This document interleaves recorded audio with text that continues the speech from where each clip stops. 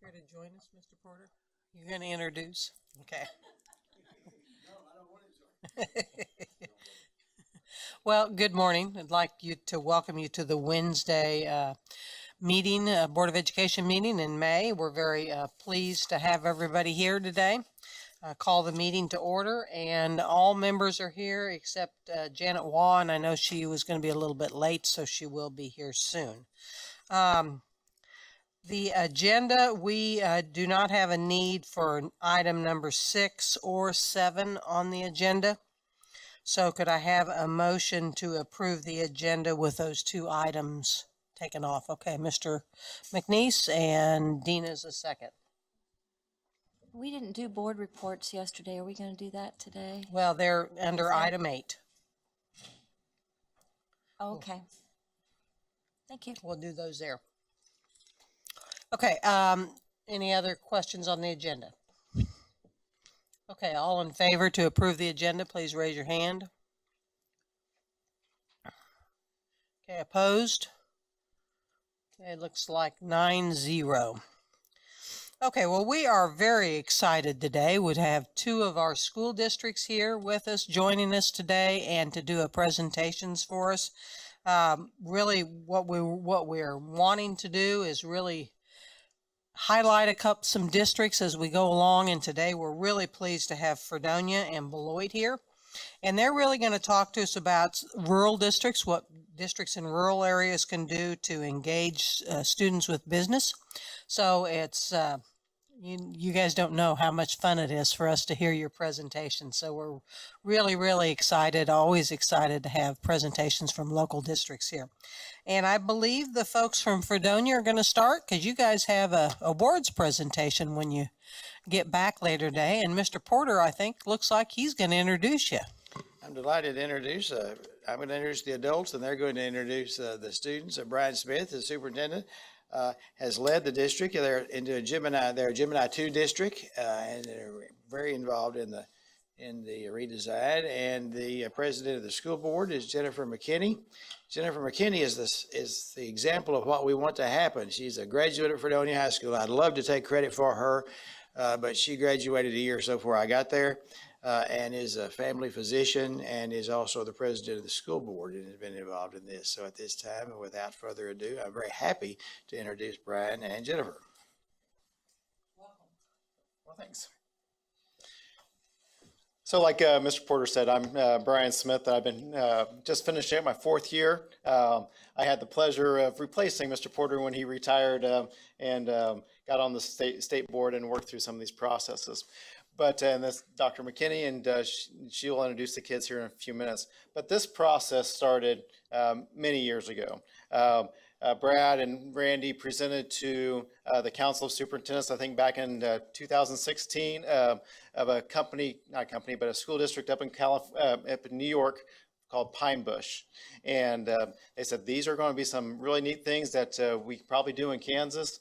And so they invited Pine Bush representatives to come out, and I took that information from the Council of Superintendents back to my leadership team, and we thought about what can we do to make these summer academies be very successful in Fredonia. So I invited Jennifer to come up to Topeka with us, and we started brainstorming different ideas. And so our medical academy is what came out of this initial conversation. And with the success that we've had in the medical academy, we went our year 2, we had an advanced academy, and then those conversations have led to a fine arts academy that will be in play for this summer.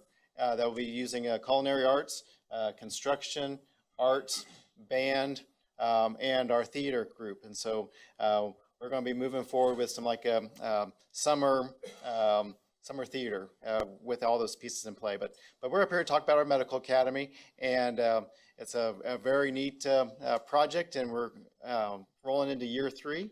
And I'll turn it over to Jennifer, and she can go forward from there. All right, great. Good morning, everyone. Thank you so much for having us here. We are just so excited, and we go out and share this information with whoever will listen to us. So we are excited to be here and excited to bring the students as well. As a graduate of Fredonia High School, I am so proud of our school. I was proud of it then. I was even proud of it when Mr. Porter was there. I mean, you know, and I'm I'm even more proud of it now, just seeing what we're doing with our school district and what our students are doing. So we're going to tell you a little bit more about the medical academy. The way it started was just 10 days out of the summer. The kids who were really dedicated skipped some of their sports practices, skipped some summer jobs and summer cash just to dedicate themselves to more education. So we started with 5 students, and 2 of our students here today, Jordan Smith and Cooper Odell, are some of our original students. And then we had teachers who were willing to dedicate some of their summertime to this because it was a great cause. We had presenters, a ton of presenters, different topics. Our hospital was really involved. We couldn't do it without the collaboration with our hospital. And then our students also got certified in some different things, and we're going to tell you more about that. Now, this is a little bit small, but just to give you an idea of how jam-packed these 2 weeks were, we started off with things like a scavenger hunt where we had the students go out into the community to find things that may not be healthy, like broken sidewalks or only unhealthy foods at the gas stations, you know. And then we came back and discussed those things. They found people in the community who didn't have health insurance and how that affected them. So it was real-life experiences about what we are living every single day and how that affects our health. They went out and had to buy a healthy lunch and talk about how they decided on that. And then we took tours and were able to expose the students to all the different careers that we have in the hospital. So not just the doctors and nurses that we always hear about, but the custodial staff, the IT department, the HR department, medical records, everything that it takes. We call it the small city within a city to make our patients feel at home and make sure they get from point A to point B. So throughout the week, we did things like visit the pharmacy. We had the students talk with our EMS crew. We did a lot of telehealth calls, I guess, to our specialists in Wichita and Kansas City. So we talked to some cardiologists, pulmonologists, oncologists. We had a surgeon come down and talk about surgery and suturing. We had the visiting doctors who come to Fredonia anyways, talk about things like interventional radiology and orthopedics. Then we had an afternoon where the students would shadow as well. And the students are going to touch more on these things also. They were able to hear from other people in the community, like the nurse practitioners, home health, the home health agency, as well as talk to the chiropractors and dentists and things like that. We also took a field trip to KU Med, and they'll explain that as well. We went to Neosho County Community College the first year and Newman College the second year. And we went to the health department and talked about public health. We talked about advocacy with one of our local organized medicine groups, the Kansas Academy of Family Physicians. And we had students from the Med Center come and talk to them as well. So you can tell there's a lot of stuff jammed in there, and we love it because we want every student to know that there's so much more to medicine than becoming a nurse or becoming a doctor. But if you want to do that, let's show you the way and show you what it takes to get there. So the next year, we decided after the students, our 5 students were so amazing. The first year, we asked them if they wanted to do an advanced academy, when what they did was they shadowed a specific doctor or dentist for a couple of days throughout those 2 weeks. And so, and then they participated in the general session as well. So that was very exciting for us because they got more in-depth knowledge of what these different fields did. And at the end of all of this, they gave a great presentation about what they learned or a topic they were interested in, and they were graduated by one of our department chairs, Dr. Kellerman at KU Med in Wichita. So, any questions about the schedule so far until we move on? So I'm going to bring up Jordan Smith and Cooper Odell, and we're going to talk more about what they did. Oh, I forgot this part. Sorry, stay up here. The way we did this, we asked any freshmen who had completed their freshman year who had taken a biology class and gotten a C or better in it. That was our criteria to say, okay, let's see who's interested. And then they had to fill out an application. We did have a small application fee of $30, and we decided that if they needed a scholarship for that, we would help them. But just to give a little bit more buy-in there from them and their parents. And we asked them that they would not be absent for more than 1 day out of the entire 2 weeks. They also received a half credit of science credit for that. So, all right. Okay, you guys, you're up. Introduce yourself. So I'm Jordan Smith, and you can see I'm the one holding the teddy bear that has a blue cast, but I was a part of the first ever Fredonia Medical Academy, and I took part in the Advanced Academy last year. And we did a bunch of different like breakout sessions, and so for this one we did casting, and that's when we had like some of the nurses from like the ER floor come and teach us how to properly cast. And we thought about casting like ourselves, but they said that would probably not be the best idea, so we casted teddy bears instead. And then this one you can see we sutured oranges. We had a surgeon from Topeka actually come down and teach us how to properly suture. The first year we did it on oranges, and this last year they did it on pig's feet. And it was interesting to like figure out the right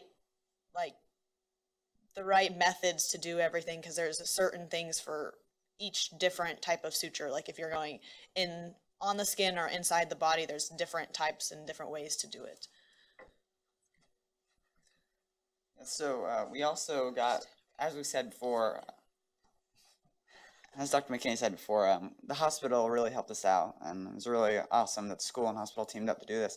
So the hospital gave us plenty of opportunities. They showed us everything that they had to offer. One of these things, they went to a certain extent where they even brought a helicopter in for us to see what it was like. And so here's some photos of us, and we got to see the helicopter come in. They showed us how it works, everything inside of it. And also we went to radiology, and they taught us everything about that, you know. And then we went and saw my dad in the lab, and Jaden took blood. That's Jaden. He's one of the other students. But I'm not really. I about lost it at that point. I can't really do that, although my dad does it, so it's kind of embarrassing. But also, this is me over here. We got CPR certified. This is us getting ready to take the test for it, and we all got CPR certified. Another thing we did was when we had it just us five, it was 5 days out of the week, and so each of us were on EMS call, and so we carried the walkie-talkie around, and anytime it went off, we would run from wherever we were at to the ambulance barn and go on that route with them. And so we actually got it to do it twice because of the 2 weeks. And in the first picture, the EMS director, his name is Todd Ballard. He was teaching us how to properly intubate someone. And then in the second picture is another picture from the lab where Jaden actually got to draw blood on one of the employees in the lab. And then this third picture was when we got to scrub into an ER or a OR, excuse me, and we had to go through the proper like methods to wash your hands, put on the proper things at the right time. We actually didn't get to see a surgery because Cooper probably would have passed out, and so would have I. But we got to do that properly and go see how like all the instruments were washed and how you scrub out and scrub in and all that. And then we also took a field trip to KU Med, and we kind of partnered with Dr. Greiner that's up there, and he has students up there over the summer, and they do their own research project, but we went on this tour with them, and we got to go see the simulation lab, which is like that top picture, and then the bottom picture is one of the med students that was there, and then the other one is just another picture of in the simulation lab. And we also got to eat lunch with them and talk to them about how medical and stuff like that is different between where we live and where they are at. And they would ask us questions about how life is different for us, and they even asked us if we ride horses to school and if we actually have food in a grocery store, because they didn't have any idea of what life was like for us without having a city close by. So at the end of the year, we had to give a presentation about either a disease that you're interested in or a job that in the hospital that you learned about. And so mine was over medical laboratory science, and yours was over juvenile diabetes. Yeah. So we gave a presentation, and for our graduation, before graduation, as our final exam or whatever you'd like to call it. And then we got to, or what do you want to call it, your certificate given to us by Dr. Kellerman. He came down and gave it to us. He's the head chair of family medicine. Yeah, so it was really cool, really neat, especially such a big name came down to give that to us. So that was awesome. And then, like we said, we were a part of the Advanced Medical Academy, and Dr. McKinney kind of touched on that, is where we had, like, it's during the same time that the regular medical academy is going on, but we are paired with different specialists that we want to go see. And so this last year, I went to a family doctor in Pittsburgh, an endocrinologist in Kansas City, and a compounding pharmacist in Wichita. And I got to spend 2 to 3 days with them, and I would pretty much just follow them around, see what their day was. And like when I was with the endocrinologist, it was first she spent some of the morning time in her clinic, and then she went and rounded on patients in the hospital. And we walked over the entire hospital up there in Kansas City, and it was just an in-depth knowledge of what life was actually going to be like, and how they have to actually sit down and do the paperwork either there or in their office during certain times. And it was just kind of gave us a better understanding of what life will be like after we get through all of our schooling. Yeah, so I'll also touch on that. Advanced Medical Academy is probably my favorite and least favorite at the same time because of 2 reasons. One, it is amazing the things that our school and our hospital, the opportunities that they can give us. For example, I went, as we said before, I'm not good at the blood and stuff, but because of that, they put me into surgery. They made me go shadow in Chanute, and I saw kidney stones being taken out, gallbladder removal, and as you could expect, I didn't take it very well. But day 2 and day 3 of it was a lot better because they wanted to make sure that that's something that I don't like, because they put me in the opportunity to do that, give me the opportunity to do that, excuse me. And then now I can tell that, hey, I do or I don't like that. Another one I did is I was big, when I came into this, I was family medicine. I want to go into family medicine. I want to be like Dr. McKinney, something I really liked. But then I went and shadowed in Pittsburgh, and I didn't necessarily enjoy it as much as I thought. So if I didn't have the opportunity to go see that, then I could be going to college for maybe something that I don't want to do. So I think it's really awesome that they put us in the situations. Now, on the other hand, dentistry, I don't really know if you want to call it medical or not, but they put me into that as to see what it's like. I had no interest in it at all. So I went to Parsons for 3 days, and I shadowed Dr. Womack in Ebersole, and I absolutely loved it. The atmosphere is so great. The patients are so friendly, you interact. And as a child, my teeth were absolutely terrible. I had vampire fangs and all. But whenever I went to dentistry, the opportunities that they give are endless. And it's awesome that they put me in those situations, because now I'm looking at going to dentistry school because of that. So it really changed my life.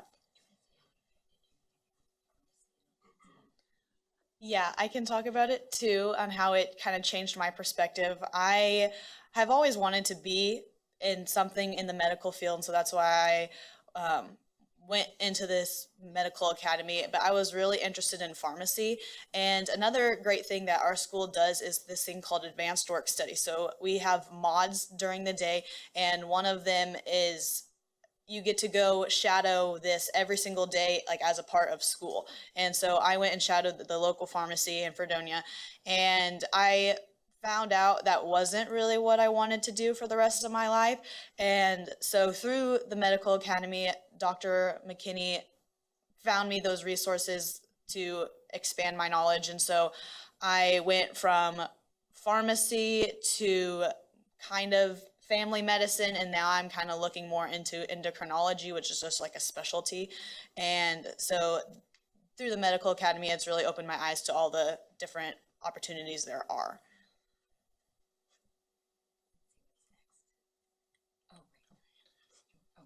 Go ahead and talk about some. We did get some financial assistance from the Sunflower Foundation, which was very nice because we mentioned the partnership with our hospital, Fredonia Regional Hospital.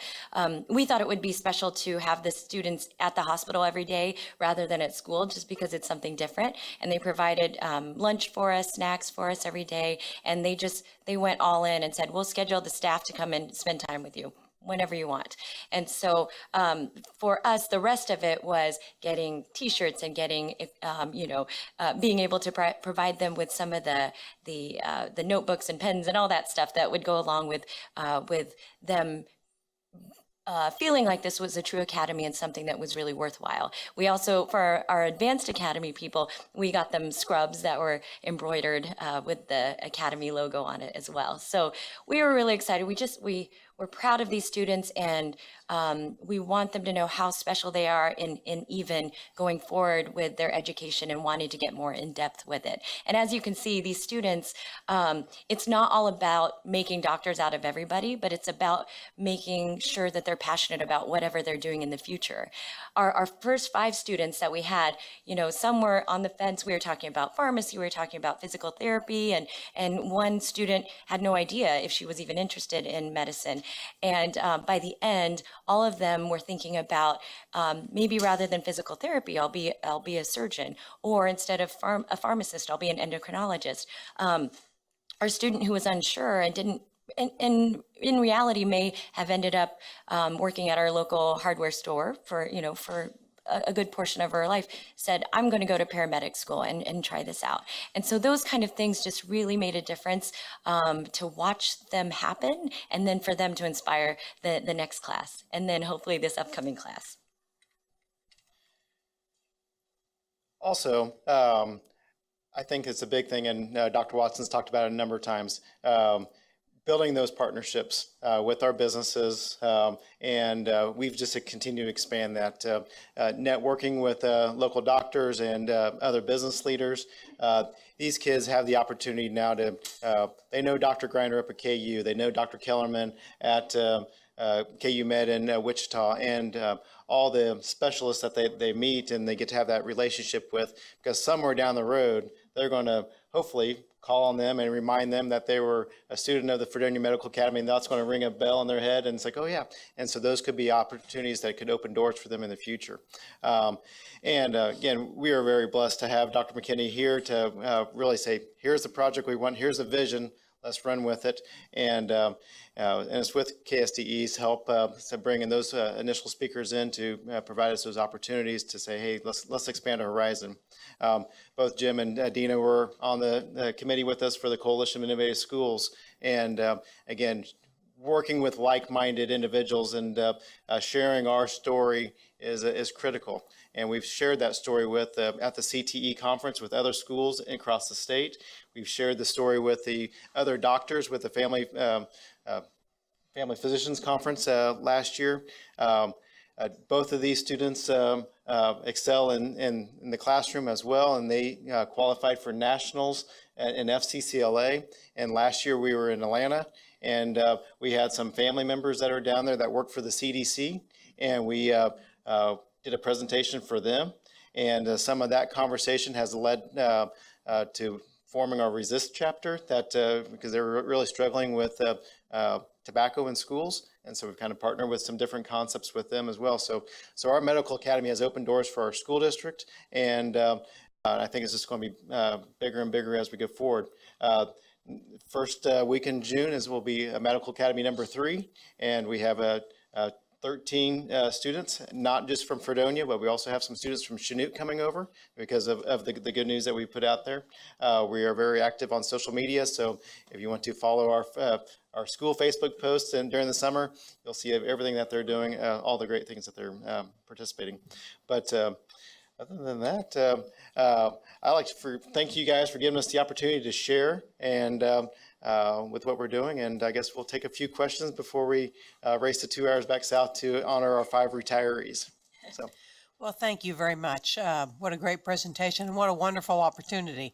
And, you know, you guys both pointed it out, but what a good opportunity for you two to really dig in and say, okay, well, I really don't think I want to do that. Sometimes that's more valuable at your age than figuring out for sure what you want to do.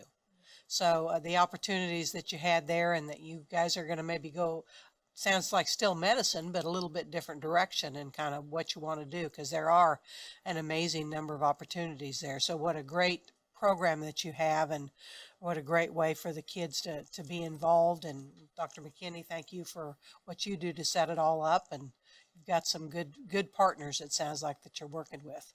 And I'm sure we've probably got some questions. Steve? Thank you, Madam Chair. My hand waving thing isn't working. Couple kind of almost casual and flippant questions to begin. My apologies to Mr. Porter, my esteemed colleague, but this mascot you got, is it a bee? Is it a hornet? Is it a yellow jacket? It's a yellow jacket. It's a yellow jacket. What's his attitude? He looks like his brow is knitted, but he's smiling. It's changed over the years. We're very friendly, but we're tough if we need to be. Okay, very good. Now a serious question, in all seriousness. We're trying to expand opportunities to everyone, with an emphasis particularly on those whose families are struggling, because in lower socioeconomic areas, it's just tougher to find these diamonds in the rough, if I could put it that way. Now, these two young people, we have Jordan and Cooper.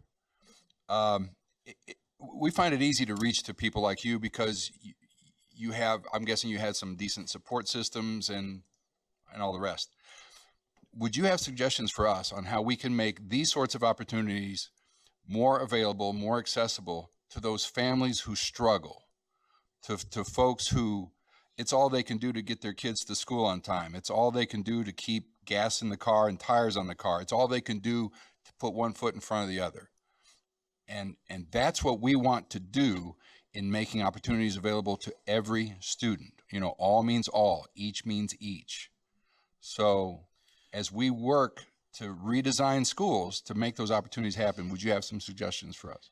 Well, for us, out of these 5 that were in that first academy, 4 of them have parents that would drive kids to say there, and she took them all through the blood labs and through some different stuff with that, with the OR, and they touched on, you know, some of the things we can go into and some of them we can't, especially we learned that with the medical stuff. There's a lot of stuff you can't touch. The red tape is there, and I think it's good that they're learning about all that kind of thing too. Our summer 2019 is full. I mean, we've got so many, and we've actually had to turn people down again. I mean, we just have so many people that are calling, hey, when are you coming? Can we get on for next year even, after, 2020? I was like, if there's money there, yes. But there's some of the things that we're doing. With the NCK Tech, I think we'll probably visit their carpentry department. And they help us. I mean, they provide meals and things for the kids. And so they've been really good too. As you can see, there's a big variety there for our town. I mean, from radio stations to our biology teacher, who is also my brother-in-law. We'll probably do a pig dissection this year. A couple years ago, we did we do a pig too? Yeah, we did a pig from that. And wow, that was eye-opening for some of the kids. They enjoyed that. All the way down to our courthouse, physical therapy. You can kind of read through there, but that's kind of our whole mantra of what's happening. And I'm happy that I'm a part of it and that I got involved with this because it's led to so many awesome teachable moments with the kids in my classroom even. They're wanting to know more about the Kid Wind Challenge. We 3D printed wind blades at the elementary school to kind of get involved in that stuff. But I think that's probably about it for that. Thank you for letting us come and talk. Is there any questions or something that maybe I may not be able to answer, but Mr. Travis probably I'm really sure could. there'll be some questions, but thank you. Okay. And, I think it's, having worked with middle school kids a lot in my professional career, I think it's really good that you're doing this with middle school kids to try to get them to begin to think about their future, which they have a tendency not to do real well on their own. So this is a great opportunity for them and to experience things that they probably wouldn't think about. And especially with the wind energy and train and there's some really different kinds of opportunities there for kids. So, yeah, and tying it to your individual plans of study, good move. That's a good move. Okay, we've got some questions. So, Ann? Thank you. And thanks for being here today. It sounds really exciting as a former high school science teacher. I think this is so cool. But a couple questions. One was, I know it costs more than $10 a kid, so does the district just pick up the extra cost? And how does that work out? It's the bus contractor. He's made $10,000 donations to keep this going for the last 3 years.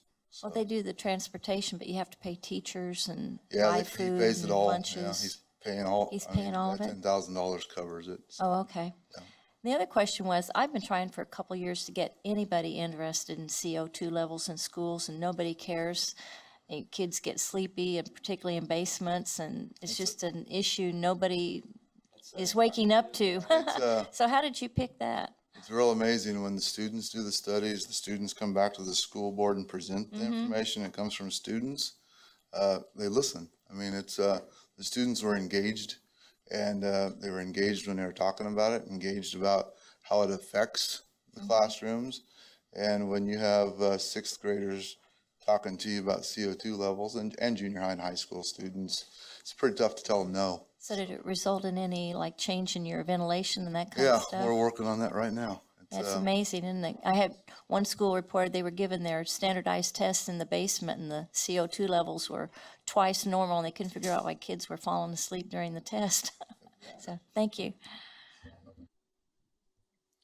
Other questions?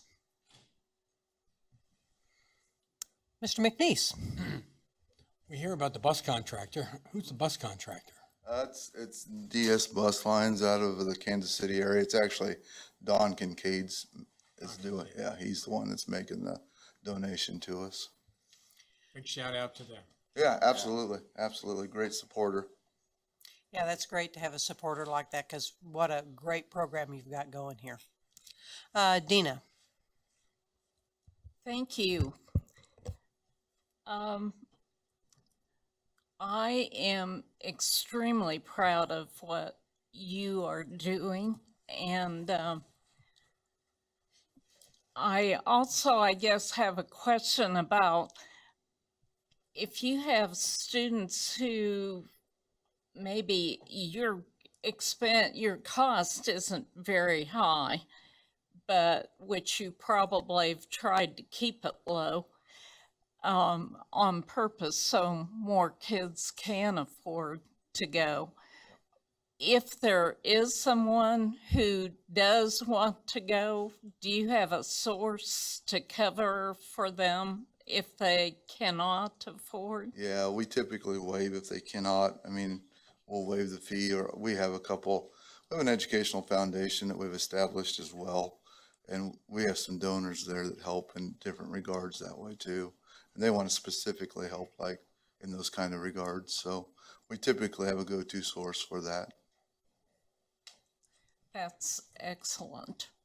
And I just am, I think perhaps you could share with some of the bigger school districts in District 6, and they could learn from the broad arena that you have taken on. It is necessary for kids to know what they're interested in. And it appears to me that you have and are touching upon many different facets of what they can focus on as career focuses in the future. So keep that up, and expand. And I'll look forward to hearing more about where you're taking trips in the future even. So thank you again for being here, and you've made District 6 very proud.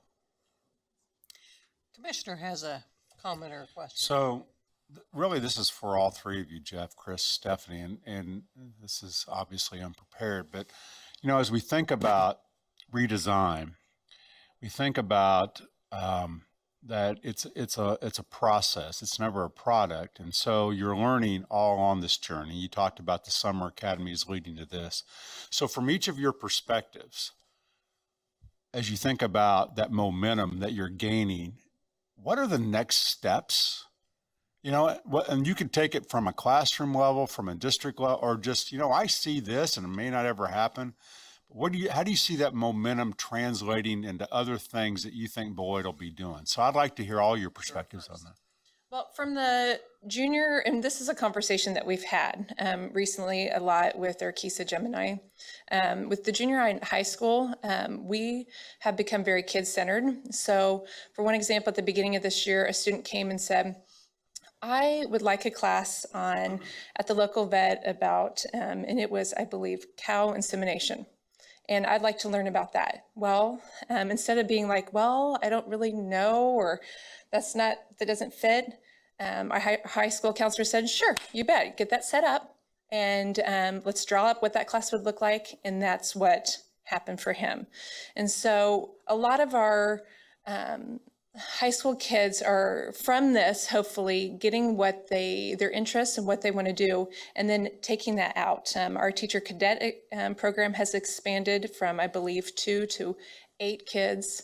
We're sending, currently we have 3 kids going to the hospital, watching live births and sitting in on surgeries. So I think being more purposeful in the activities and the opportunities that our kids are having at the upper level, if we start here doing this and then preparing them, and then at the junior, senior high, giving them more examples out in the community. Well, at the elementary level, you know, I probably would look at it more from a classroom standpoint, getting the kids interested in just knowing what's out there, and kind of getting them for their individual plans for the 6th grade, definitely, having them start looking at Beloit as, you know, you can come back. And that was our whole purpose of this, was to show them that you can be an architect in Beloit and you can make good money. You know, the question that all of these kids have at the end of all of this is, how much money do they make? You know, even at 5th, 6th, 7th grade level, they want to know how much they get paid, you know, and we've had to kind of say, don't ask that question to them, but they will share, you know, from, you know, a bank president to a physical therapist to things like that. So where do I see it going? I want it to keep expanding, to help these kids kind of know what's out there, and that they can do pretty much anything they want in Beloit. And even though it's small and rural, they can come back and keeping those kids, go off and do what you need to do, but come back. Come home. And like I said, I was born in Beloit, but I moved. My family moved to Wamego, and then I came back with my wife. But yeah. I think through the process, we've really concentrated on relationships and relevance. And whatever we've done, we've concentrated on that with the engagement of students. We believe everything's about the relationship that we established with those students. Everybody in this room can probably tell you your favorite, your best teacher, your worst teacher growing up, and how they affected you. And they both, on all ends, they affected you in one way or another. And if they built that positive relationship with you and they made your learning relevant, they made a big difference on you. And that's what we're trying to establish with our faculty and staff. I can tell you, when I was in high school, I could tell you when that simplex clock was going to hit the second when that bell went off. It was 5 seconds till whatever. I could tell you when it was going to hit. I can tell you in shop class, I had a great teacher, but I could sand metal with the best of them because we were filling time sanding metal. I know that now, but we want to make that learning relevant and engaging. That's a great question. Where is it going to finish? Where is it going to end? Where does that cliff go? I mean, where are we? We feel like we're pretty high on some things right now. And you know what happens? There's one way to come down sometimes, and you fall hard. But we're going to keep pushing up. We're going to keep pushing because it's the right thing to do for students. And I applaud the state board for giving us these opportunities to do these things. And I think it's all about that. I know there's more in the goals for that, but my belief is if we keep working on those relationships and we keep working on making that learning relevant, everything's changing around us. I think I listened to Lincoln Electric on the welding side the other day, and they talked about Lincoln Electric's been around since 1900, and they have like 10,000 patents through welding. And from 1900 to 1980, 15% of those patents happened. 85% of those patents have happened since 1980 to now. It tells you how much life is changing around us. And if we don't change, we're going to be changed some in the negative. So we might as well be in charge of how we're changing and make that productive. It looks like we have one more question from a board member, Ben. I just saw the picture and it made me very happy. You talk about Dan Whistler, and he was actually my high school biology teacher. And so I got to be in his classroom, and we talk about giving shout outs to those that are doing wonderful things. He was doing project-based and redesigned school when I was in high school, before it became the vision. The Chevy Volt project, which became international. That was my first year out of high school. That project started, but we started wind energy study while we were there with the environmental science course. He also taught me the horrors of Ebola, thanks to the hot zone. I will never forget that book as long as I live. It was just one of my heroes, and he was a great cross-country coach and made a lot of difference. And now he gets to share his passion, not just with Sterling kids, but 286 school districts across the state of Kansas, doing what he's doing now. And that was exciting. I know we miss him in the classroom in Sterling, but to see what he's doing and that he's still making a difference in kids' lives, it's just a lot more kids, is really rewarding. So. Well, thank you very much. Your presentation was, you said you thanked us for giving you the opportunity. Well, thank you for taking the opportunity and running with it, because obviously you've got some things going on that are making the difference with relationships and relevance, and those are key. I think all members up here can say that those are key. So thank you very much, and have a good end of the school year. I'm sure you're close. So we appreciate you taking some time to be with us today. Thank you. Board members, we're going to take a break. We'll reconvene at 10:25. Presentation will be the annual, all excited about state assessment update. So no, we do look forward to hearing from Beth, and I know the assessments are done for the year because I've talked to several districts. So we're looking forward to getting a little update on some information Beth's going to share with us. So thank you.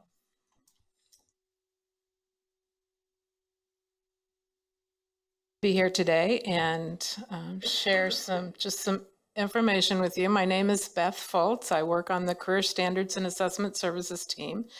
My responsibilities would be assessments, so state assessments, ACT, when I'm able to come and share that with you, all things around assessments, so cut scores, standard setting, results, that type of thing. I also do accountability with ESSA, so when we use state assessment scores for accountability for the federal government, I facilitate a team in the agency where we work through all that information.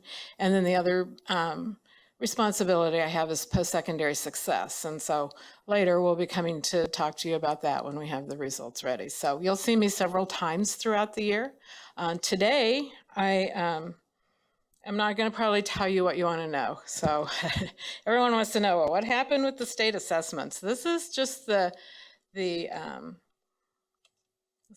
some fun facts. This is the administration of the assessment and how it went. The actual results, we don't bring the results to you until fall. So usually the commissioner will share that when we have the annual report that Denise works on, and we kind of tie all that together. So from where we are right now until October, we'll go through a whole process of having the data come to KSDE, running it through our status calculator, so we make sure that students are accounted for in the right buildings. The school districts have an opportunity during the month of July to go in and make sure students are counted correctly, and then we're ready to roll it out in the fall. So I'm not giving you any assessment results today, just the delivery side of everything that we do. So I wanted to give you some fun facts about the assessment delivery. Hopefully, you didn't receive any phone calls this year with problems with the delivery of the assessment. So we delivered over 2 million tests through KITE. This wasn't, it's about the same amount we do every year. So this was not a social studies test year. So we're down a little bit because we didn't test social studies. So we're going to fluctuate somewhere between 2.1 and 2.2 million tests every year that the KITE system delivers to our students, okay?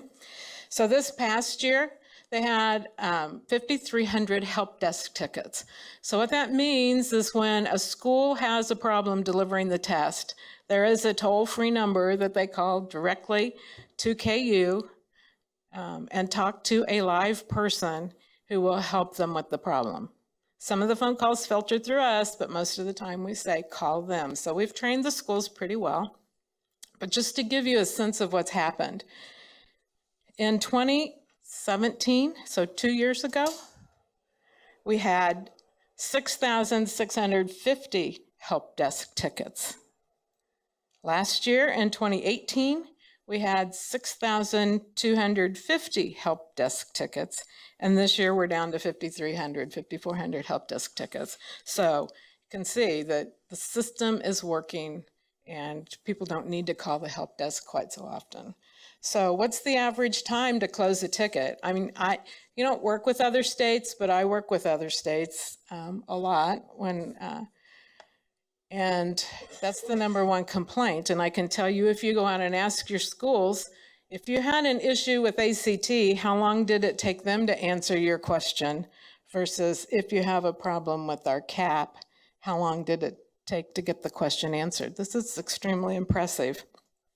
The wait time for a phone call to talk to a live person, 99.8% of the calls were answered in less than 1 minute.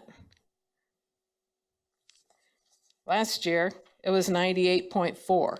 So we've got a track record going on how quickly we get a real person to answer the phone call. Once the person answers the phone call, how long does it take to close the ticket, to wrap it up?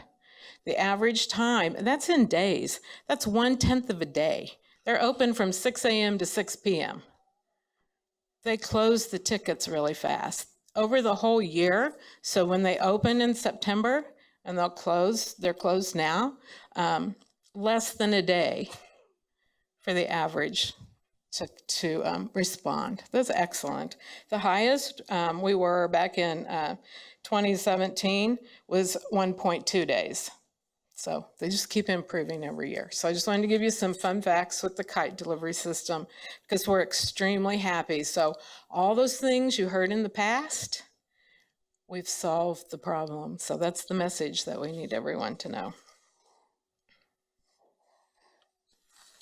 So our testing window for English language arts, math, and science, and if it happens to be a social studies year, runs from the middle of March to the end of April. So we look at the calendar and we'll adjust it a little bit. This year it was March 11th to April 26th.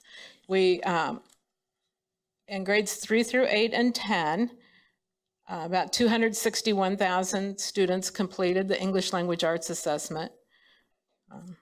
About the same number completed the math assessment. So you'll say, why is there a little difference between English and math? Well, one would be when kids are coming and going from school, but the other one is that the first year students in the country, if they're an English learner, they don't have to take the English assessment. Their KELPA score takes that place. So we'll always have a few less students in ELA than we have math.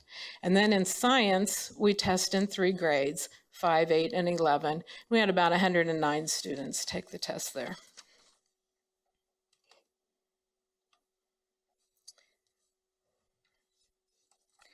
So we have the KELPA.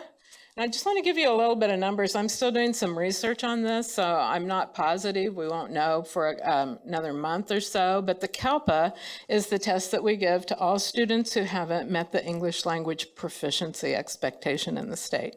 That's the test we give them. The test, we test students in 4 domains: reading, writing, speaking, and listening. To be considered proficient, they have to be proficient in all 4 domains. So the testing window on that, we tried to do that basically in February and early March, but because of the snow days this year, we had to extend the window to March 22nd. So there was a little bit of an overlap between when the KELPA window was open and when we opened the state assessment window. But normally we would close KELPA and then open state assessment, so schools don't have that problem with technology if they're not a one-on-one building. So we had 44,818 students complete the KELPA, and then the four parts, so you get up to about 181,000 assessments. So what you need to know, and this is critical, is that 99.7% of the assessments were scored. Now, why is that a big deal? You're going to say, why aren't tests scored? Well, with the KELPA, the local district has to score speaking and half of writing. So we let them have until the end of March to get all that scoring done. So if students leave, or there's always just a couple schools that don't get it finished or forget, or whatever the reasons might be. But we feel very good that we're almost 100% of all the kids that took the test got their assessments scored. So in 2018, when I went back to look at the data, we tested 49,762 kids. So it's a drop of not quite 5,000 students in KELPA.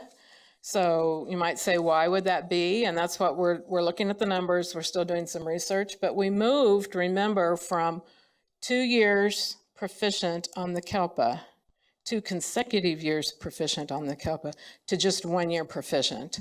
And over time, then we would see that the numbers would drop a little bit when you're only testing kids one time and then exiting them from the program. So that's why there's a little bit of drop between 2018 and 2019.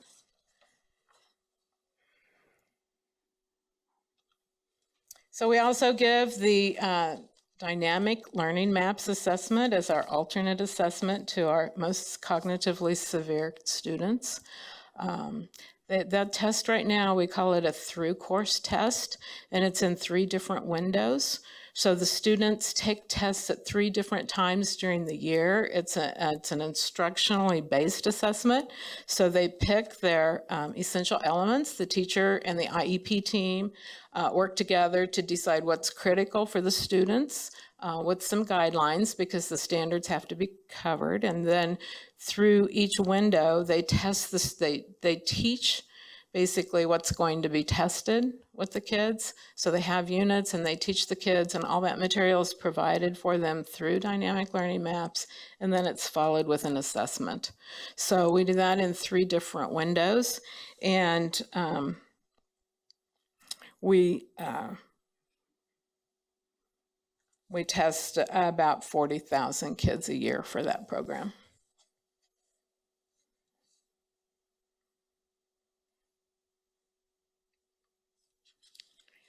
So this is a really interesting one. Those are the interim predictives. So if you remember, the commissioner had asked a couple years ago that could we have something that would predict for schools how students would do on the state assessments. And so with our interim program, we have predictive for ELA and math. Now, as I share some numbers with you, I want you to know that 10th grade math for this year, we weren't able to have a predictive assessment because the standards changed enough that we weren't able to rework the interim predictives in time, but that will come back. So these numbers are, when I give you some comparison numbers, minus 10th grade math. So we run 3 windows or 3 different times students can take interim predictives in ELA and math. So total in the first window was 93,000 students. A year ago, it was 81,000 students. So we had an increase of students taking the interim assessments, districts using the product to help them by almost 12,000. The second window, we tested about 118,000 students, and that compared to a year ago when we tested about 108,000 students. So again, not quite 10,000 increase, but we saw an increase for schools using interim assessments. And then the last window, which is right before the testing window opens, which you would think we would get, everyone wanting to use it, but not so much. It stays pretty steady. We had about 116,000 students take the interim predictive on that last one, compared to only about 102 the year before. So that was up by 14,000 students. So we're seeing a big uptick in the interim predictives that we have. So hopefully when we look at assessment results, that will help. We also have a second type of interim assessment that we offer, and that's called a mini test. So the predictives are a specific window in time, and it covers the material, the curriculum that we think the students should have accomplished for each one of those testing windows on the predictive. The mini tests are available to students based on, or for teachers to use and to give to students based on the standards. So all of the academic standards in ELA and math are going to have mini tests. The teachers can use those just as a complete mini test, or they can download them and mix and match and put 3 or 4 different things together if they want to. So in 2019, we had about 238,000 students take advantage of the mini tests. And in 2018, we only had 176,000. So that's an uptick of 62,000 kids using the predictive or using the mini test. So when you combine that with the predictive, we're doing a lot of things to help ensure that the kids are learning what they need to, and there won't be any surprises when the state assessments come around. Everything we do is standards-based. So all of these mini tests are based on the standards. It's just that the item types look very similar to what they would take when they take the state assessment.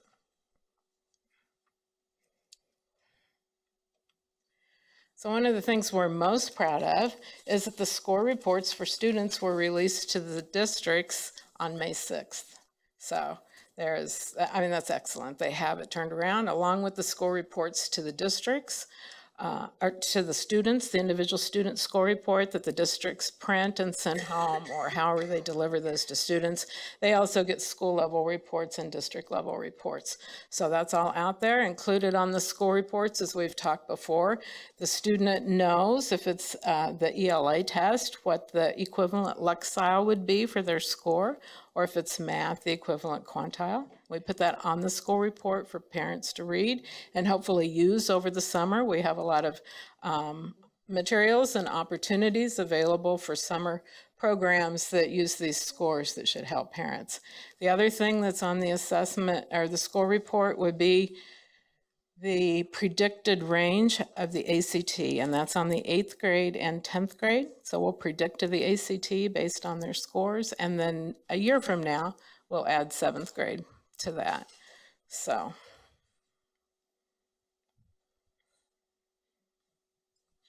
okay, so what's next? Where does that leave us? That moves us into next year's assessment, which as soon as this one's over, even though we do a lot of work here at the agency, looking at the reports, working with the district on the scores and that type of thing, I'm in the midst right now of trying to negotiate the contract for next year's assessments. And last month, you approved a not to exceed figure for those negotiations. So next year, we will have a brand new KELPA. A year ago, I came to you and you approved new standards for our English learners. They were modeled after the English language arts standards. That's new. There's any other state that I'm aware of right now that has English learner standards that look like ours, so we're very excited. We'll have a new test. The items, we've had a couple item writing workshops with teachers this past year, and they've been writing items for us so that we'll have a new test next year.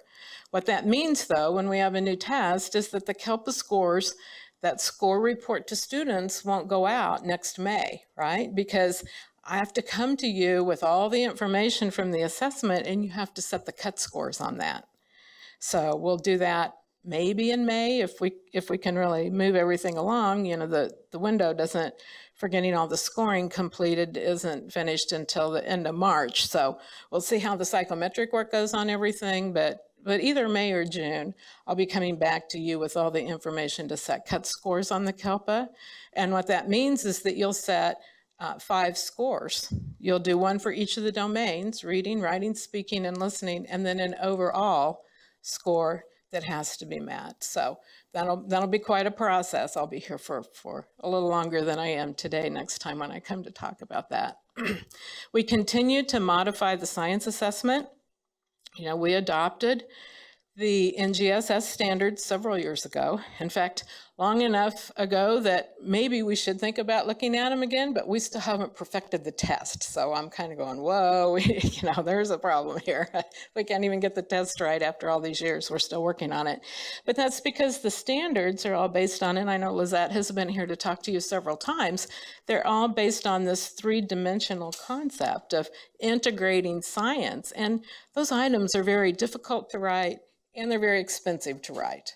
So the teachers had to learn how to teach the new standards before they could write good assessment items. And so what we found is when we rolled out just what we thought might work in the beginning, those items really aren't working. So we're constantly working to add additional items to the science test. The science test is the only assessment at this point that hasn't gone through the federal required peer review for approval. But until I feel like confident that we'll be successful, we aren't sending it into the federal government. We're still working to modify that assessment. Next year in 2020, there will be no changes to the ELA and math test. We'll switch out some items, but the standards are there. The cut scores are there. Everything will be the same as it's been the last 2 years. I think that's important for us to have some consistency in what we deliver and what teachers and students know what to expect. So for this next year, and I'm not aware of how much the commissioners shared with you, but the Department of Administration has made a little bit of change in how we do business at the state. So the contract with for the state assessments in the past for several years has been with KUCR, KU Center for Research, right? Well, now this year, we're going to have a contract with the University of Kansas. It'd still be the same work. It's just the person that we're the attorneys will be different. And so that might slow down our contract process a little bit because we'll be working with new attorneys that really haven't worked with our data sharing agreement and that type of thing. But Scott Gordon has it all under control. I'm confident that that will be fine.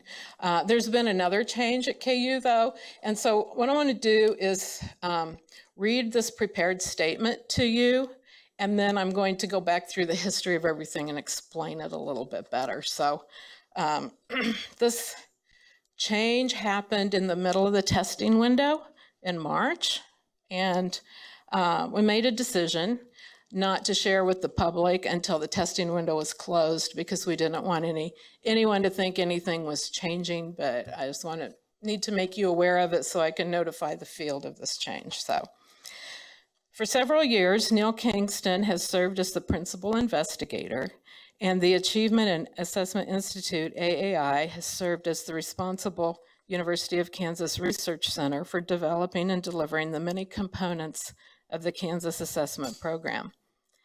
Within the Achievement and Assessment Institute, 3 centers have provided necessary products and services to do this. Agile Technology Solutions, that's what we call ATS, that's our KITE engine. Accessible Teaching, Learning, and Assessment Systems, that's called ATLAS, and that's where DLM is delivered. And the Center for Educational Testing and Evaluation, CETE, the entity that you're most familiar with that we've done business with for many years. Recently, the Center for Educational Testing and Evaluation merged into Accessible Teaching, Learning, and Assessment Systems, but there are no other changes. Specifically, the same KU, AAI, Achievement and Assessment Institute staff support CAP, the Kansas Assessment Program. So why did this happen, and what's going on, and what does it mean for us in the future? So I just want to spend a little bit of time, for those of you that have been here a long time and those of you that are new. Over 35 years ago, Drs. Glassnap and Poggio came to this agency and said they could provide a service for us and provide state assessments to our students at a lower cost than what we would be able to get if we went out on the market. So that started the process that we've had for them. And they founded the Center for CETE, Center for Educational Testing and Evaluation. Well, I mean, it happens to all of us, right? They got to that point in their career where they could retire. And so the university hired Dr. Neil Kingston, and he's been here several times to talk to you, to come in and take over the center. For reasons that I can't go into or explain or I don't know, but his job expanded. And instead of just being over CETE, he assumed responsibilities over some other research centers within the Department of Education. And he created what was known as the Achievement and Assessment Institute, AAI. And so since that time that he created that, our actual contract has been with AAI, not CETE, through KUCR.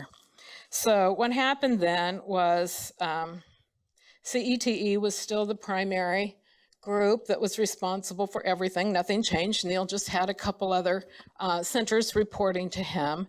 And then we had this huge, I even hate to say it because things are going so well, but it's part of the history of what you need to know. We had the huge technology problems, right? When we tried to go to the new platform, we had the DDoS attack, we had the backhoe incident, we had all these problems, and it became clear to Dr. Kingston that he needed to bring someone in to really manage that we had grown enough at that point that the technology side needed to be pulled out and managed by someone who was a technology expert.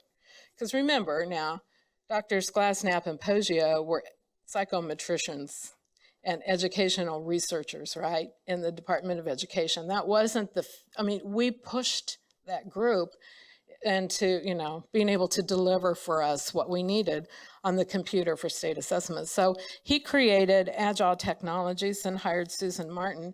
And since he did that, he broke that away from CETE, made it its own group. And the data that I shared with you this morning, that's her accomplishment. I mean, she has totally turned around our whole platform and done an excellent job.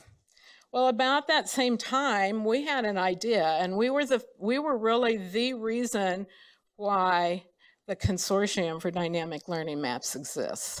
Okay, so we said we have needs for this assessment. The federal government had told us our old portfolio assessment wasn't going to make it, that you had to do something else.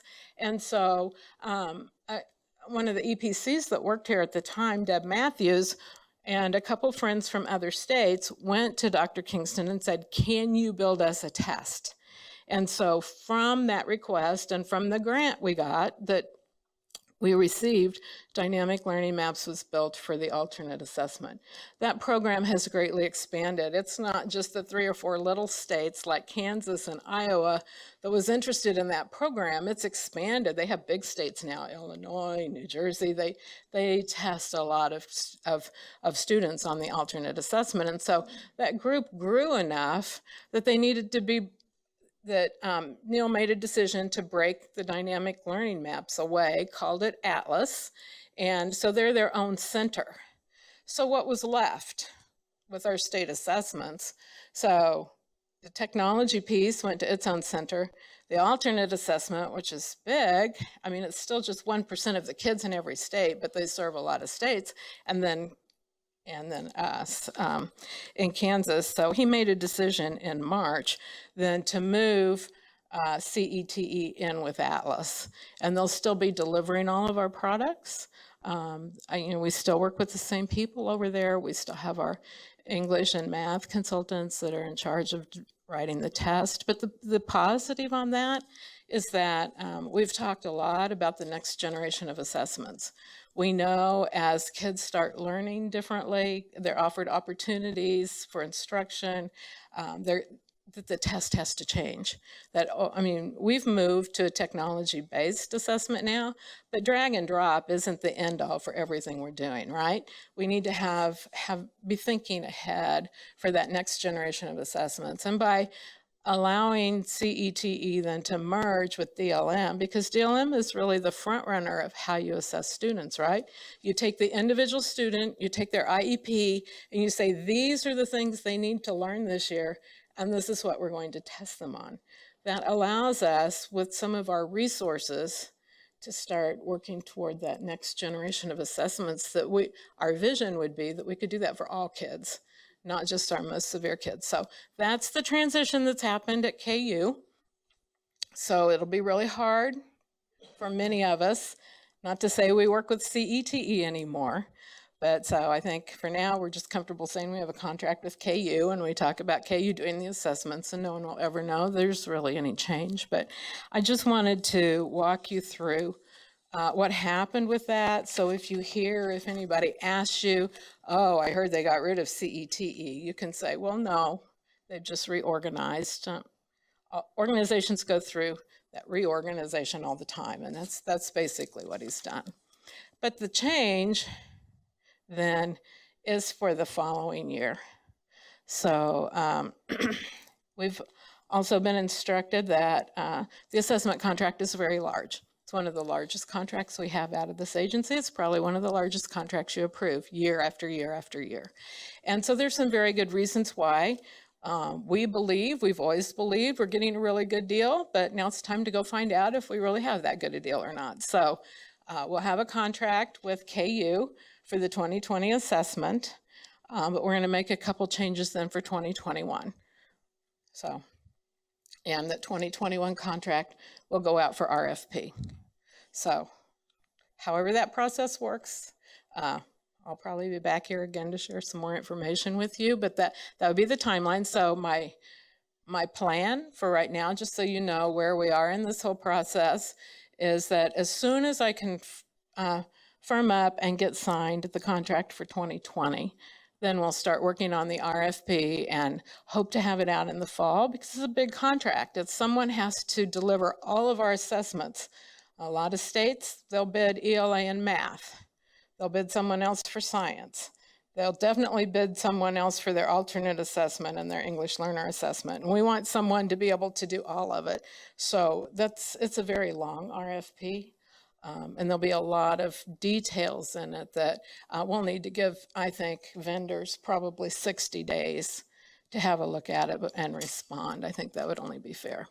The only other change I'm going to tell you about is that that the federal government requires with our assessments that we have outside people look at and help us internally do some evaluation and give us some feedback on our assessments, right? So it's called a Technical Advisory Committee, and ESSA requires assessments, state assessments, have outside people, professionals, noted people in the field to come in and give you advice. So we used to just do that contract ourselves, and the progression of the bureaucracy in the state changes sometimes, and so we have those caps on how much individuals can be paid without going out for a bid.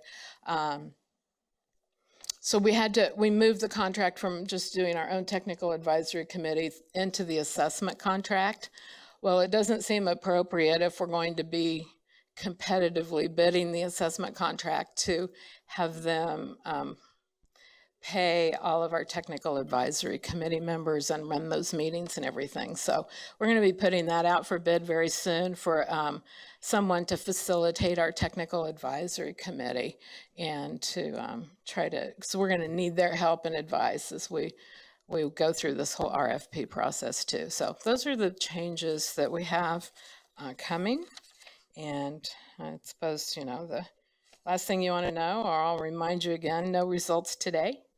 You don't get any results today. You can call your local districts or watch the news. I mean, I'm always amazed at how the superintendent in Topeka gets on the news before I get to work to see the results, but she's there every year talking about, things that are going on with them. So that's just, I'm sure that the local school boards over the next month will be getting a glimpse of possibly what the assessment results look like, but we'll be back later.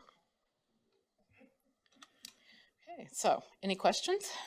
There are a few questions. Thank you, Beth. Okay. Janet? Thank you, Madam Chair.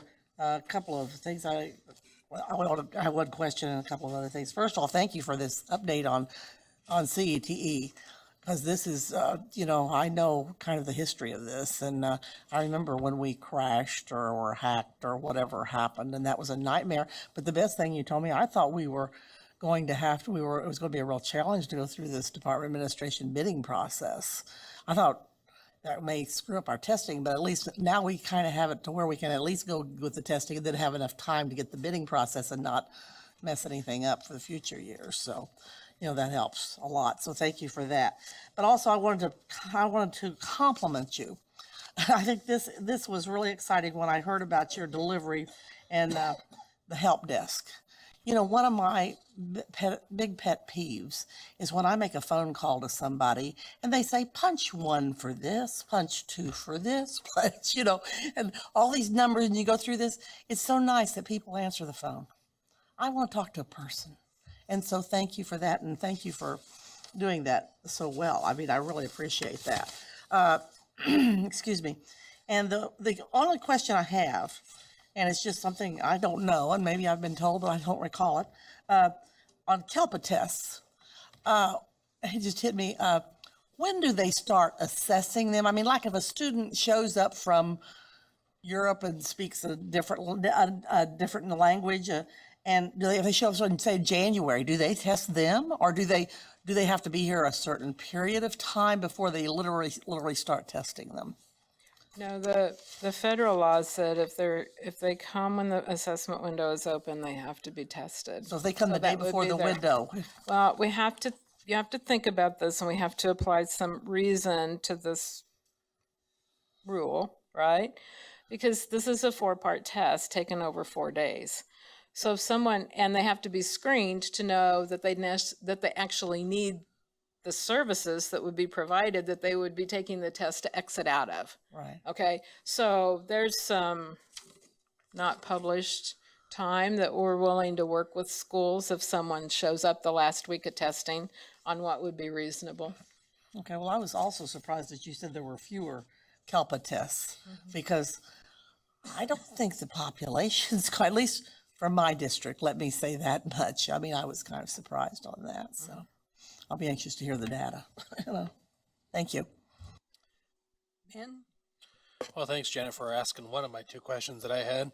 Because that was one of my questions, and it's my other question is, if a student, and this is regarding KELPA,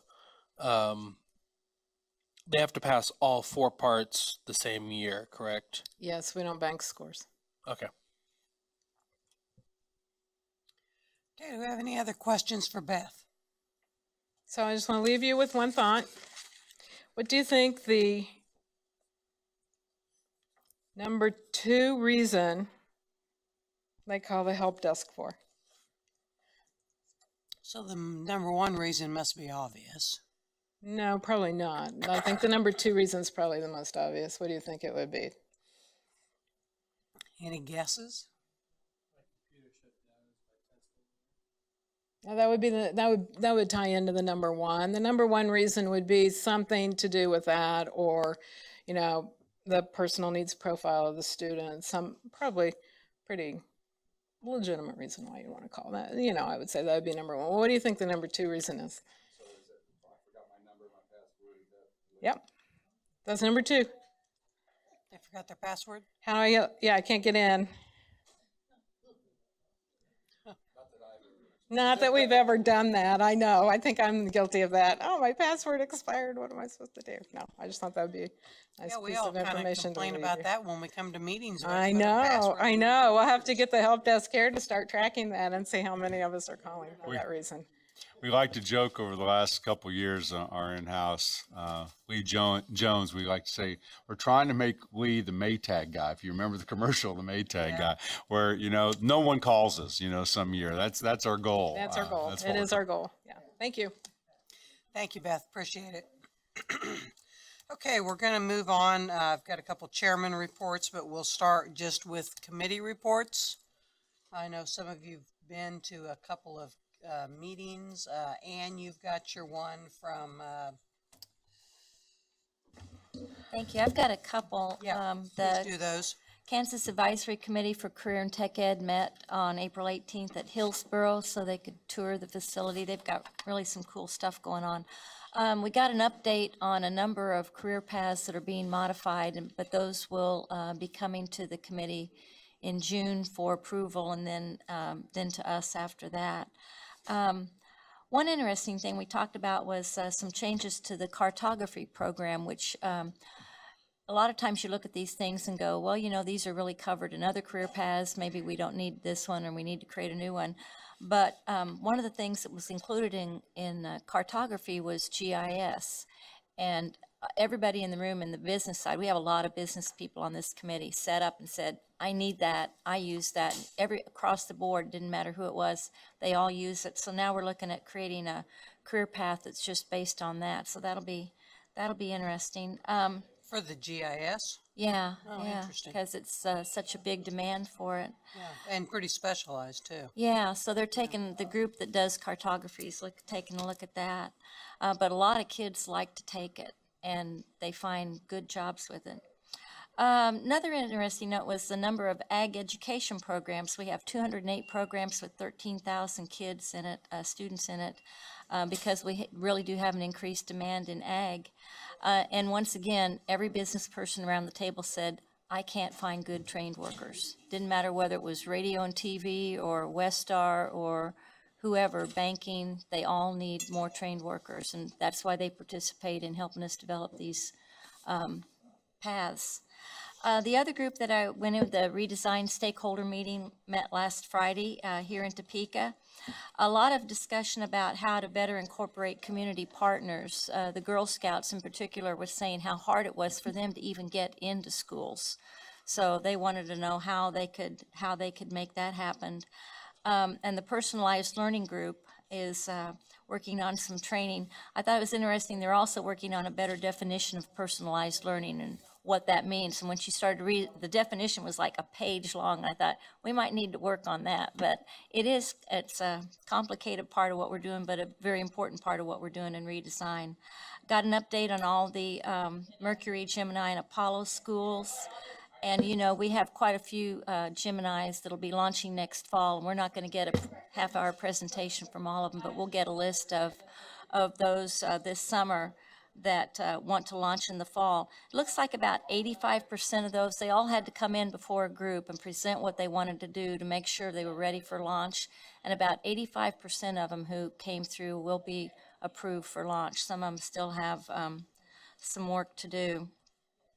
And I thought it was interesting also that some of the Mercury schools, even though, you know, you make a change this massive, you would expect achievement to drop, you know, that first year, but some of them are even seeing an improvement in achievement already, so they're pretty happy with that.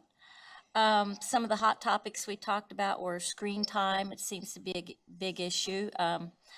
Standards-based grading, personalized learning, and just the need to communicate what we're doing everywhere we go. That's it. Thank you. Thank you, Ann. Communications, anything? Jim, Ben? We're actually going You're to meet. communicating?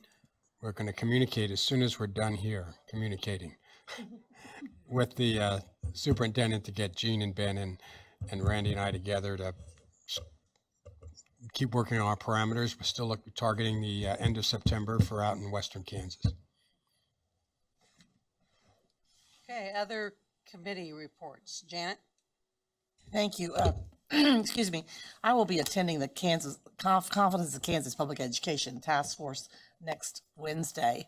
And several of you have expressed comments, concerns, requests for changes and things on the Governor's Scholars and the Challenge Awards. So if you would please let me know if you have any concerns or changes you'd like or whatever, anything regarding both of those, I'd appreciate it. Thank you.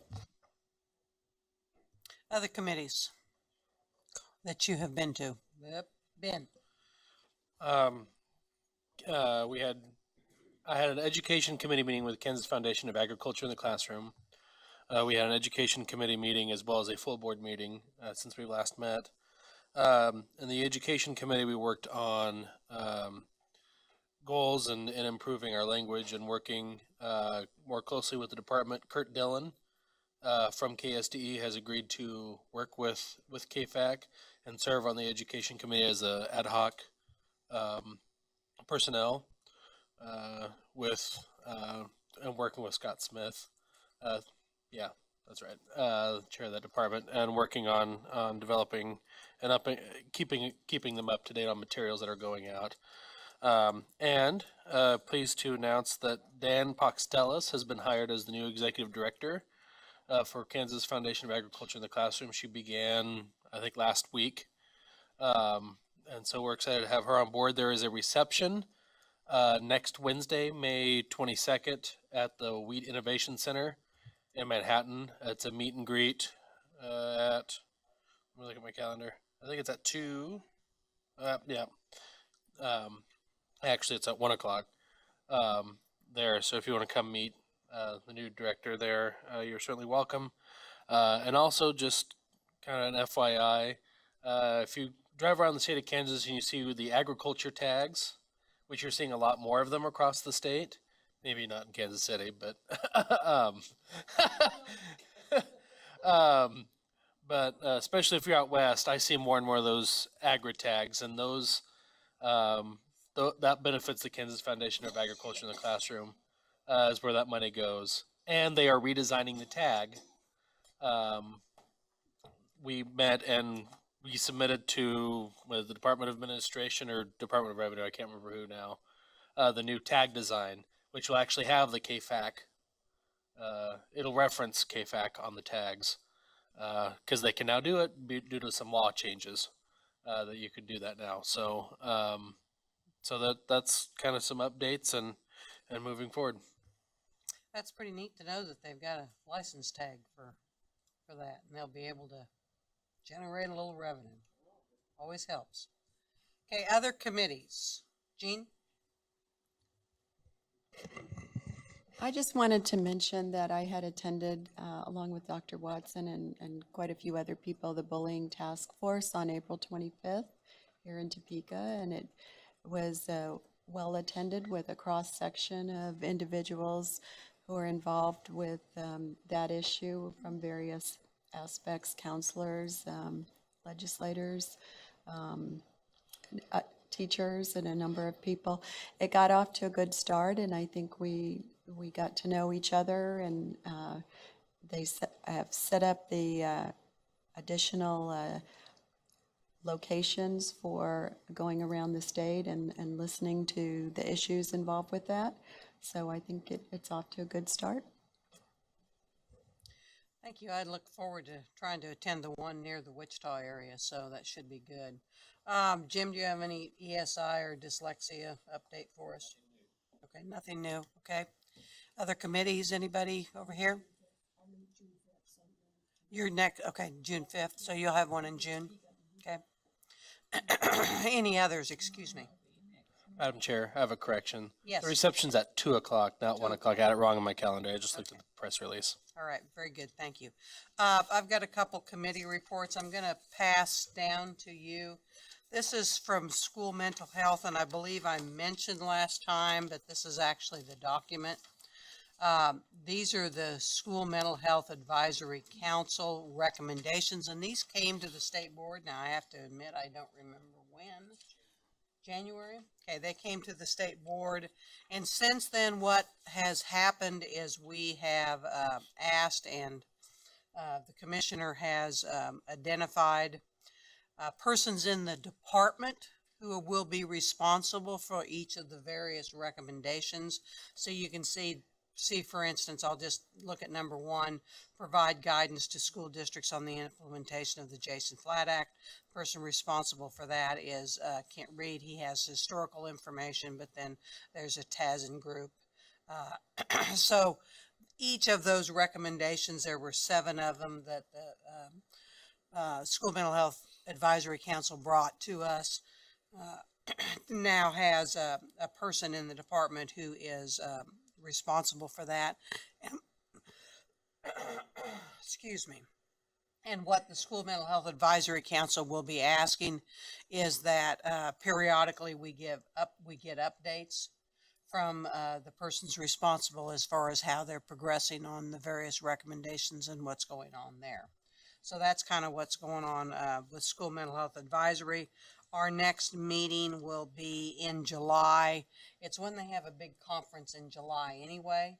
So we meet there, and then there's a couple other advisory councils that meet, and then we will meet with them over lunchtime. I think SEAC is one of the groups that's there. That's one you're on, Jim, and seems like there's one other way I can't remember right off the top of my hand. Ann? I've got a question. The Communities That Care survey, have you guys taken a look at changing that at all?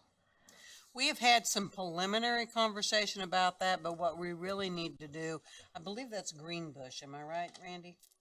What we really need to do is ask the Greenbush folks to come and visit with us sometime and have a little conversation. I don't know if you've ever looked at it, but the thing's like 8 pages long. I can't believe, I mean, you know, in voting, you get voting fatigue. We can't even get people to finish a ballot voting if it's more than like a page long.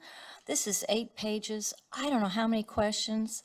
It's a monster. I can't believe any kid would ever even finish it. But then the other thing is, they give the same survey like 6th through 12th grade. So you're asking 6th graders, like, when was the first time you had sex? And I'm thinking, why would you ask a 6th grader? Like, now they're thinking, okay, I'm supposed to have done this. You know, anyway, the whole thing needs to really be looked at. It's not a good survey in my mind. We have had a conversation about the survey, and so what we're going to do is have Greenbush come and visit with us sometime. So, because they are the administering agency or whatever. However, of course, you know, the thing that, you know, they also look at longitudinal data, and if we changes significantly, then, you know, we'll disrupt the longitudinal data, but then there's also an opportunity to establish new baselines. So, you know, that is an option there. I can't answer that. Maybe we need to check on that. Okay, teacher vacancy and supply. We spent quite a bit of time this last time really reviewing the Blue Ribbon Task Force recommendations that we haven't addressed and prioritizing those and taking a look about, you know, how do we prioritize those. One of them is like marketing and communication. You know, I don't know, a year or 2 ago, K-State put out some really good PSAs about education, but the problem is they don't have the money to put them out. You know, sometimes people aren't real good about PSAs, putting those things out. So one of the things we're going to do is we're going to asking Denise's team, and I can't remember, maybe September, we're having you guys come to meet with us. The teacher vacancy and supply is, you know, how do we market in ways that don't cost a lot of money, number one. But how do we market things and how can we get some of those things out there? Because there's some stuff out there that would, I think we could market. And so that marketing is going to be one of the things that we're going to look at. We're continuing to work on some other areas. They are in the process of sending out a survey to school districts about science. Because, you know, there's been conversation about, do we need a comprehensive science license? And so what we decided is we really needed some data from school districts. You know, what are your needs out in your schools? So they're in the process of putting together a survey that's going to go out to probably superintendents and HR people about what their needs are as far as science. So then that'll come back to the group and we'll be looking at any possible recommendations as far as science licensure. So, because that continues to be obviously a very much of a shortage area, but, you know, there's concern about, you know, do we have separate licenses or do we have a comprehensive type license? So there's, you know, all sorts of ramifications on that. So that's kind of the conversation going on there. Okay, I think those are my big committees that I am on. So, okay, board travel. Why don't you take a look at your board travel? And I know we always seem to have to add a few. Peggy, did I forget anything on my committees? I don't think so. I think I got them. Unless Governor's Education Council, was there anything from that? I don't know, Jim, anything on governors that no? We're in the process. I think Yeah, there's going to be some pretty good recommendations at some point, but not yet. So I have some travel. I don't know. If nobody else has any others, I mean, we've got, I don't know, Keisha, there's probably not anything. Although I did see where they approved girls wrestling, but I think you announced that last month, Dina. So, okay, all right. The written reports are in your folders. Just as far as the governor's scholars banquet last week, just really want to thank everybody that was able to come and join us for that. It was a very nice event. Some amazing kids walked across that stage, and it was a great opportunity for not only the governor get to shake their hand, but us to get to shake their hand. So it was not everybody could attend, but a number of us were there, and it was a nice event. So really some time well spent as far as you got hailed on. Did you really? Oh, Gene, yeah, Oh, ooh. goodness. Yeah, I saw that storm going through there. So I did get hailed on, but not as much. Those of us that live in God's country didn't. Right, Jim, I'm with you. Okay, let's go to travel. I've got something. Okay, anybody have some additional things they want to put on for travel? Yep, Ann? So the money that's in our pool goes through the end of June, and then that's it. Because I think for the year, I averaged out okay. Went too much the first semester and under this A semester. little more so conservative the second one, yeah. no trips to Denver this time, so. Yeah, and just remember that if you have travel for June, you need to let Peggy know because there's procedures she has to do as far as end of year budget. June 6th, I need to know by June 6th if you anticipate any June travel that I can get it in the system before they shut it off. Jim? Yeah, I'm scheduled, according to the list we have in our packet, to go to KU on June the 7th. I'm going to change that. There's a structured literacy event in Wichita, mileage only, and since that's related to dyslexia, I think that's a better place for me to be. And normally, there's going to be Friday of this week. There's going to be the committee that approves bond issues, and normally I do that by phone because there's usually one or two. Well, there's going to be a whole bunch of them, so I'm probably going to come to Topeka to participate in that. And That's this Friday, Jim. This coming Friday, and I want to thank just mileage. And I want to thank Janet for covering for me next Monday at a professional standards board. I'm going to be Jim next Monday. Oh, professional practices. embarrass me. I'd encourage you, if you have an opportunity to go, Amanda was here yesterday and talked about the pre-K. I can't go to the one in Wichita when I'll be out of town. So there's one on June 10th or something. So, and it's on the way up here. So I'm just going to pull off the turnpike and go to the session and then come on up here. So I'd encourage you, if you get an opportunity, to go to any of those sessions and kind of hear the conversation about early childhood education. Jim. And this is for everyone.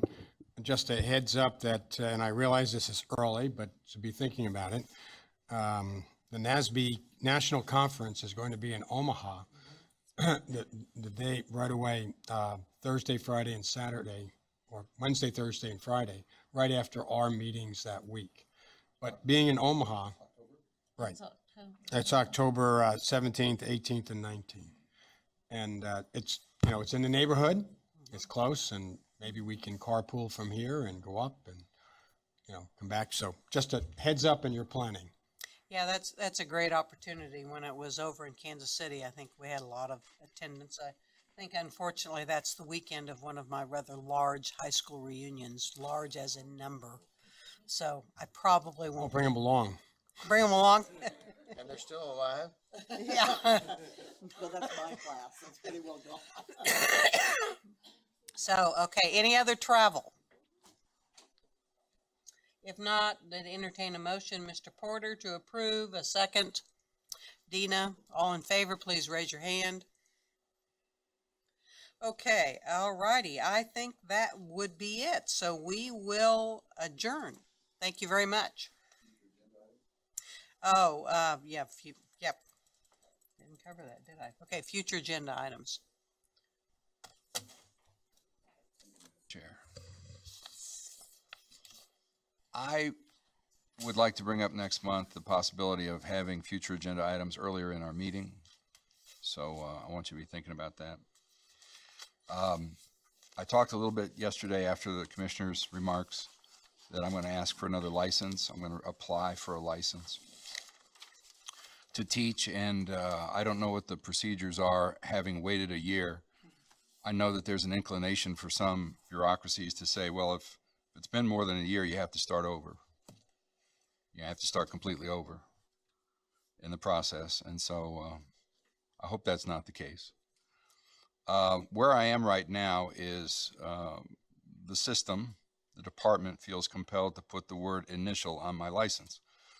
And my son, who's very wise, says, Dad, it's just one word. I mean, if they give you a license and that's what you want to start teaching, what's the problem? And it's a matter of principle. We have difficulty getting professionals into the classroom. We have teacher vacancy and shortages. We have had for decades. We have difficulty getting into our hardscrabble schools competent professional teachers at the levels we need. So I want to be clear about this. Some of the best teaching I've ever seen has been in Kansas City, Kansas. Some of the best teaching I've ever seen has been in Kansas City, Kansas, with kids who are marginalized. But also some of the worst teaching I've ever seen has been in Kansas City, Kansas, with kids who are marginalized. We can do better. So when I apply for this license, and if I get it and it says the word initial on it, after having 10 years worth of initial licenses, then I think what I'm going to do is I'm going to go to local media outlets, not as a representative of the board, but simply as a math teacher, to express my frustration with the system. So I just want to give you a heads up. I don't want you to be surprised. I realize that I may be marginalized. I may be labeled I'm not a team player and all the rest of it. But I've been as patient as I can be with my teaching license. So I would like to suggest that next month, if I have the word initial on my license, that maybe you consider a waiver and give me a real license. In any case, I plan on beginning anew my teaching career in January of 21 after my work on this board. It's been my intent to retire to a classroom since I was 17 years old. I'm still on track to do that.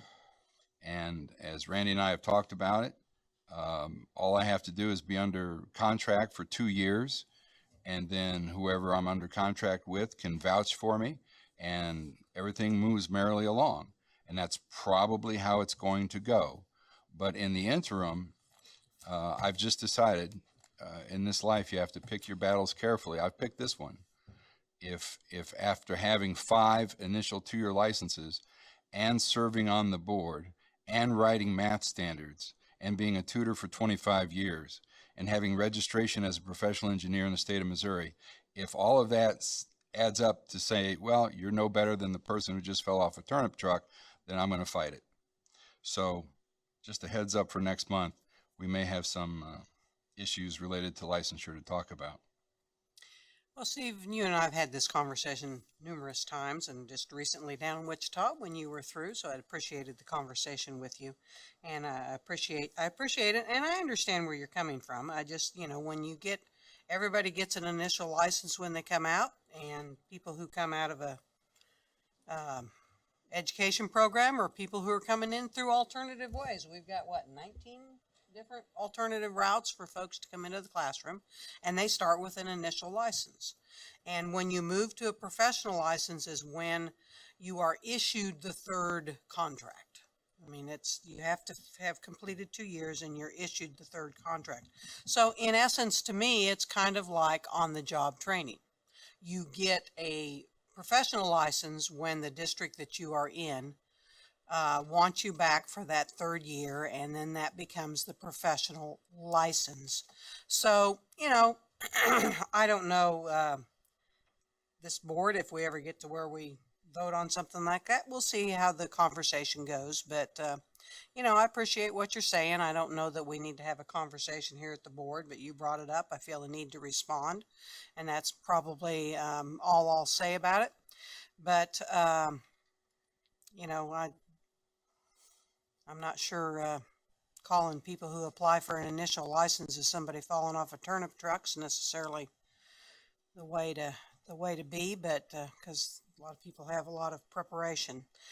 We've got Janet, and then we're gonna. Do you want me to go ahead? Yeah, go ahead. Okay, I was going to bring it up earlier and I forgot. I believe Dina, you and Jim are on Keisha. Is that correct? Keisha? Keisha, yeah. Okay. I would like, I'm just asking, I guess I'm doing it publicly.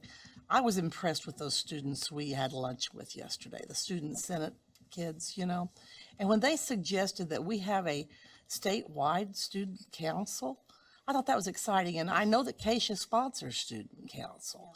So I was wondering if that may be something, and I don't know whether everybody agrees with you or not, but I think this would be an outstanding thing we could have in Kansas if we could do it. I recognize it's extremely challenging to figure out how to do it with, as many school districts as we have, but I just thought that sounded like a really good suggestion, so I'd like for us to at least visit it. Thank you. Well, that is something that I thought I would bring up that had been suggested by students, so. Okay, so we'll look at a possibility of a statewide student council. Okay, Jean, you have a item? Just one last thing. I had talked to Dr. Watson a little bit about it, but I would like to see maybe in the future sometime that our board visit the Kansas Health Institute and find out more about what they do over there and how their expertise may be helpful to us. Okay. Very good. Okay, well, thank you. Appreciate you hanging with me the last couple of days as I was a little croaky. So, well, a little bit. So thank you, and the meeting is adjourned.